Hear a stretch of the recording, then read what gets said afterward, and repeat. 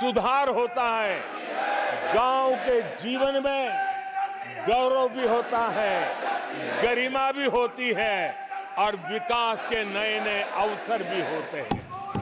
हमारे शहरों का विकास भी एक अवसर के रूप में विकसित भारत में उभरता है, तब दुनिया की विकास यात्रा में भारत के शहर भी बराबरी करेंगे, ये हमारा सपना है।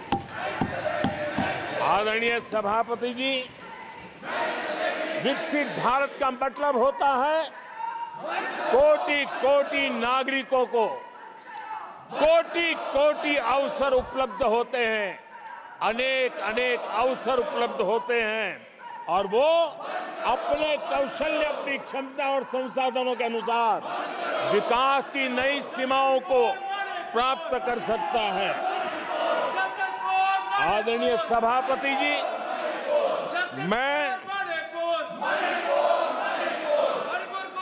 आदरणीय सभापति जी,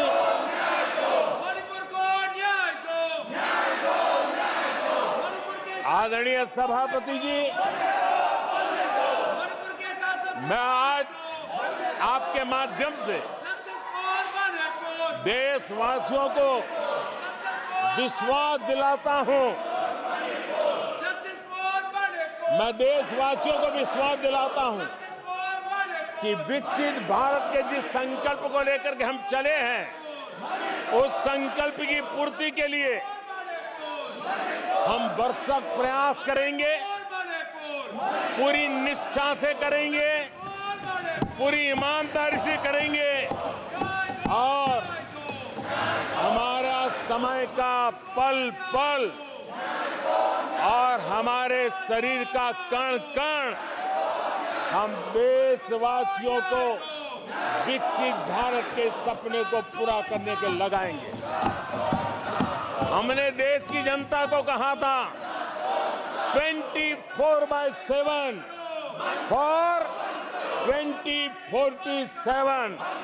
आज मैं इस सदन में ये दोहराता हूं कि हम उस काम को अवश्य पूरा करेंगे। आदरणीय सभापति जी, 2014 के उन दिनों को याद कीजिए। उन 2014 के उन दिनों को याद करेंगे तो हमारे ध्यान में आएगा कि हमारे देश के लोगों ने उनका आत्मविश्वास खो चुका था, देश निराशा की गर्त में डूब चुका था। ऐसे समय 2014 के पहले देश ने जो सबसे बड़ा नुकसान भुगता था, जो सबसे बड़ी अमानत खोई थी, वो था देशवासियों का आत्मविश्वास। और जब विश्वास और आत्मविश्वास खो जाता है, तब उस व्यक्ति को, उस समाज को, देश को खड़ा होना मुश्किल हो जाता है। और उस समय सामान्य मानवी के मुंह से यही निकलता था कि वो इस देश का कुछ हो नहीं सकता। उस समय हर जगह पे ये 7 शब्द सुनाई देते थे, इस देश का कुछ नहीं हो सकता। यही शब्द 2014 के पहले सुनाई देते थे। भारतीयों की हताशा के इन 7 शब्द एक प्रकार से पहचान बन गए थे। उस समय आए दिन अखबार खोलते थे तो घोटालों की खबरें ही पढ़ने को मिलती थी और सैकड़ों करोड़ के घोटाले, रोज नए घोटाले, घोटालों से स्पर्धा, ये घोटालेबाज लोगों के घोटाले, इसी का एक कालखंड था।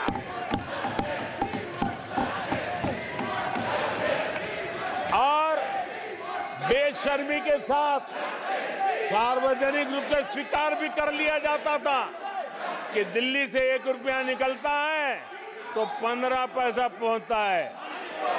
1 रुपये में 85 पैसे का घोटाला। इस घोटालों की दुनिया ने देश को निराशा की गर्त में डुबो दिया था। पॉलिसी पैरालिसिस था, फ्रेजाइल 5 में पहुंच चुके थे। भाई भतीजावाद इतना फैला हुआ था कि जिसके लिए सामान्य नौजवान तो आशा छोड़ चुका था कि अगर कोई सिफारिश करने वाला नहीं है तो जिंदगी अटक जाएगी। ये स्थिति पैदा हुई थी। गरीब को घर लेना हो, हजारों रुपये की रिश्वत देनी पड़ती थी। आदरणीय सभापति जी, अरे गैस के कनेक्शन के लिए मेंबर पार्लियामेंट के यहाँ, सांसदों के यहाँ अच्छों को चक्कर काटने पड़ते थे और वो भी बिना कट के लिए गैस के कनेक्शन नहीं मिलते थे। आदरणीय सभापति जी, मुफ्त राशन भी पता नहीं कब बाजार में दुकान पर बोर्ड लटक जाए, हक का राशन नहीं मिलता था, उसके लिए भी रिश्वत देनी पड़ती थी। और हमारे ज्यादातर भारतीय भाई बहन इतने निराश हो चुके थे कि वो अपने भाग्य को दोष दे करके, अपने नसीब को दोष दे करके जिंदगी काटने के लिए मजबूर हो जाते थे। आदरणीय सभापति जी, वो एक वक्त था 2014 के पहले जब वो 7 शब्द हिंदुस्तान के जनमन में स्थिर हो चुके थे। निराशा की गर्त में डूबा हुआ समाज था।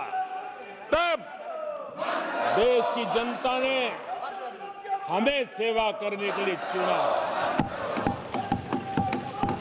और वो पल देश के परिवर्तित युग का प्रारंभ हो चुका था। और 10 साल में मैं कहूंगा मेरी सरकार की अनेक सफलताएं हैं, अनेक सिद्धियां हैं, लेकिन एक सिद्धि जिसने हर सिद्धियों में भी जोर भर दिया, ताकत भर दी, वो थी देश निराशा की गर्त में से निकल करके आशा और विश्वास के साथ खड़ा हो गया। देश में आत्मविश्वास बुलंदी पर पहुंचा और उसके कारण वो सब वक्त का जो शब्द थे देश की युवा पीढ़ी की डिक्शनरी से निकलने लगे। धीरे धीरे देश के मन में स्थिर हो गया। जो 2014 से पहले कहते थे कुछ नहीं हो सकता, वो कहने लगे अब इस देश में सब कुछ हो सकता है, इस देश में सब कुछ संभव है। ये विश्वास जताने का काम किया हमने। जब हमने सबसे पहले तेज 5G रोल आउट हमने दिखाया,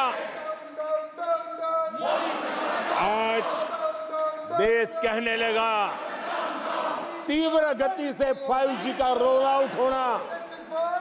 देश गौरव से कहने लगा भारत कुछ भी कर सकता है। आदरणीय सभापति जी, वो एक जमाना था जब कोयले घोटाले में बड़ों के हाथ काले हो चुके थे। आज कोयले का सर्वाधिक उत्पाद, सर्वाधिक प्रोडक्शन, आज कोल प्रोडक्शन के विक्रम हुए हैं और इसी के कारण देश अब कहने लगा है अब भारत कुछ भी कर सकता है। आदरणीय सभापति जी, वो एक समय था 2014 के पहले जब फोन बैंकिंग करके बड़े-बड़े बैंक घोटाले किए जा रहे थे, अपनी पर्सनल प्रॉपर्टी की तरह बैंक का खजाना लूट लिया गया था।